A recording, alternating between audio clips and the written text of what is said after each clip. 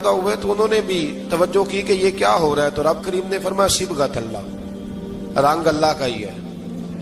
वमन अहसनु मिनल्लाहि सिबगा, और फरमाया अल्लाह के रंग से ज्यादा खूबसूरत किसका रंग हो सकता है। अल्लाह का रंग क्या है? ला इलाहा इल्लल्लाहु मुहम्मदुर रसूलुल्लाह सल्लल्लाहु अलैहि। फरमाया नीले पीले काले रंग ना चढ़ाओ, अपने ज़हन पर तौहीद और रिसालत का रंग चढ़ाओ। ये सबसे बेहतरीन रंग है। अगर तुम्हारे ज़हनों पर रब रसूल की तौहीद का रंग चढ़ गया तो ये वो वाला रंग है, फिर तुम्हें किसी और रंग की तरफ जाने की जरूरत नहीं पड़ेगी। तो फरमाया रंग वो पैदा करो जो तौहीद का है, रिसालत का है, उस रंग की तवज्जो करो। कुरान मजीद के इस पारे में अल्लाह करीम ने मुख्तलिफ बातें बयान करके आखिरी रुकू में ये जो रंग का जिक्र फरमाया ना, तो ये लगता है पूरे पारे का खुलासा है कि रब करीम ने फरमाया असल बात यह है कि तुम्हारी सोचों पे रब रसूल की तौहीद और रिसालत का रंग होना चाहिए। वो एक दफा मुसलमा कज़्ज़ाब बेईमान कहने लगा मैंने बना लिया कुरान पाक का जवाब। माअज़ल्लाह, जवाब क्या बनाया?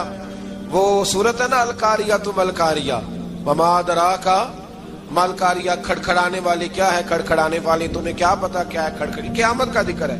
कहने लगा मैंने इसकी ऐसी सूरत बना लिया, तो क्या बनाया? अलफील मलफील वमा अदराका मलफील। कहने लगा हाथी, तुम्हें क्या पता क्या हाथी, तुम क्या जानो क्या हाथी। तो पास जो उसके अपने बैठे थे ना चेले, कहने लगे चुप कर जा, सारे जमाने को पता है हाथी क्या होता है। तो पागल है, उसके दो कान होते हैं, एक सूंड होती है, चार उसके पैर होते हैं। बेवकूफ आदमी, कुरान का मुकाबला करना है तो कुछ चज के साथ कर, पागलों की तरह मुकाबला करेगा, जूते खाएगा भी, हमें भी पढ़वाएगा। तो कुरान मजीद का कोई मुकाबला कर सका? तो इस आया मुबारका में अल्लाह ने काफिरों को ये कहा अगर मुकाबला नहीं कर सकते तो फिर अल्लाह से डरो, वरना दोज़ख में डाले जाओगे, वो जिसका ईंधन आदमी और पत्थर है, और बनाई भी काफिरों के लिए गई है। उइद्दत लिल काफिरीन, जहन्नम किसके लिए बनाई गई है? काफिरों और मुनाफिकों के लिए। मुसलमानों के लिए बनाई गई, मुसलमान मर्जी से छलांगे लगाएं तो इनकी मौज है, वरना इनके लिए जहन्नम, इनके लिए अल्लाह ने जन्नत बनाई है। और ये बात करते ही रब करीम ने फरमाया ए महबूब अलैहिस्सलाम, मोमिनों को खुशखबरी दे दे कि अल्लाह ने उनके लिए जन्नत बनाई है, उसमें बागात हैं, उन्हें रिस्क दिया जाएगा खाने के लिए, और उसमें उन्हें पाकीज़ा बीवियां दी जाएंगी, और फिर वो उसमें हमेशा रहेंगे, उन्हें उससे निकाला नहीं जाएगा। आगे जो आयत करीमा है ना, उसके अंदर अल्लाह तबारक व तआला ने फरमाया है कि अल्लाह हया नहीं करता समझाने के लिए मच्छर की मिसाल भी देनी पड़ेगी। फरमाया कुरान से कुछ लोग हिदायत हासिल करते हैं और कुछ गुमराह हो जाते हैं। जब लोग अपनी मर्जी की तशरीहात चाहते हैं तो गुमराह होते हैं, और जब कुरान को रसूलुल्लाह सल्लल्लाहु अलैहि वसल्लम और उम्मत मुस्लिमा की तशरीहात की रोशनी में समझते हैं तो फिर अल्लाह हिदायत अता फरमाता है। फिर अल्लाह तबारक व तआला ने आगे इरशाद फरमाया हजरत आदम की पैदाइश का वाकया।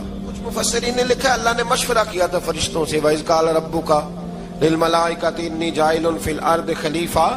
लेकिन कुछ मुफस्सिरीन कहते हैं कि अल्लाह को जरूरत नहीं फरिश्तों से मशवरा करने की, अल्लाह ने फरिश्तों से मशवरा नहीं किया, बल्कि रब ने उन्हें आगाह फरमाया था कि मैं लगा हूं जमीन पे अपना नायब बनाने, मैं खिलाफत देने लगा हूं जमीन पे। अब ये तो देने वाली की मर्जी है ना, उसने किसको देनी है, ये तो देने वाले की मर्जी है ना उसने। तो कुछ लोग कहते हैं कि देने वाले से ज्यादा हमें पता है। तो फरिश्तों को भी ये इज्तिहादी खता हो गई, कहने लगे या अल्लाह इसे ना बनाना, ये फसाद करेगा, ये खून रेजियां करेगा। तो अल्लाह ने फरमाया जो मैं जानता हूं वो तुम। अल्लाहु अकबर। इमाम राजी फरमाते जब रमजान आता है तो अल्लाह फरिश्तों से कहता है जरा ये खोल के दरवाजे देखो ना, ये जमीन पे क्या कर रहे हैं। तुम तो कहते थे फसाद करेंगे और ये सारे तरावियां पढ़ रहे हैं, तुम तो गोया कहते थे फसाद करेंगे और ये तो देखो गोया रमजान के रोजे रख रहे, ये तो मेरी याद में निकले हुए। तुम कुछ कहते थे और देखो मैंने तुम्हें कहा था ना जो मैं जानता हूं वो तुम। अल्लाह ने फिर हजरत आदम अलैहिस्सलाम को तमाम जमाने के उलूम अता किए, इल्म सिखा लिया। तो फरिश्तों से कहा तुम भी इन चीजों के नाम बताओ, तो वो बता सके नहीं। अल्लाह ने फरमाया अब इस तरह करो, आदम को सजदा करो। सब ने सजदा किया सिवाय, वो कहने लगा या अल्लाह सिर्फ तुझे ही करना है, करना भी सिर्फ अल्लाह को चाहिए, पर रब के आगे भी झुकना चाहिए, और जिसके सामने रब झुकाए ना وہاں بھی. اور یہ جو عاجزی ہے نا، یہ جو جھکنا ہے، یہ علم کے آگے ہے. ہماری مصیبت یہ ہے کہ ہم علم کے آگے بھی گردن جھکانے کو تیار نہیں ہوتے، وہاں بھی ہم خود عالم فاضل بن جاتے ہیں. تو فرمایا کہ سب سے کا سجدہ کرو، سب نے سجدہ کیا سوائے ابلیس کے. تو پھر ہوا کیا؟ وکان من الکافرین، وہ کافروں میں سے ہو گیا. پھر اللہ نے حضرت آدم کو اور جناب حوا کو نا مقام دے دیا جنت میں رہنے کے لیے، اور کہا سارا کچھ کھانا، درخت کے قریب نہ جانا. ابھی آپ کسی سے کہہ دیں تھوڑا سا کہ پیچھے نہ دیکھنا، یعنی اگر میری سمجھ لیں ادب کی وجہ سے کوئی 1.5-2 منٹ یا 6 منٹ نہیں بھی نہ دیکھے گا تو سوچے گا ضرور کہ پتہ نہیں اب پیچھے کیا ہے، مصیبت کیا ہے. یعنی آپ کہہ کے دیکھ لیں کسی کو، پیچھے نہ دیکھنا. فطرت ہے نا انسان کی، وہ جستجو کرتا ہے، کہا اس درخت کے پاس نہ جانا.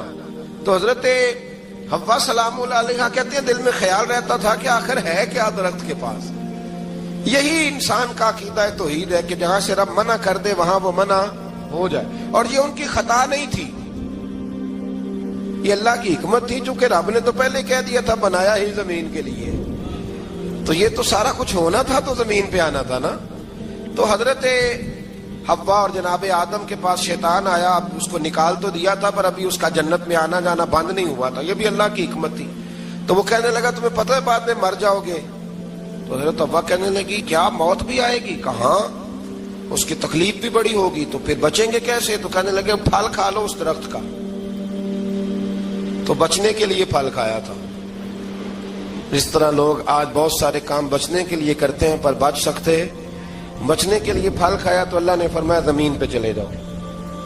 تو حضرت آدم زمین پہ آئے، پھر کئی 100 سال روتے رہے. فتلقى آدم من ربه کلمات، تو پھر اللہ نے خود ہی جناب آدم کو کچھ کلمے سکھائے. علامہ اسماعیل حقی فرماتے ہیں وہ کلمے یہ تھے کہ حضرت آدم نے میرے نبی کا وسیلہ پیش کیا، اللہ کریم نے جناب آدم کی دعا کو مقبول فرما لیا.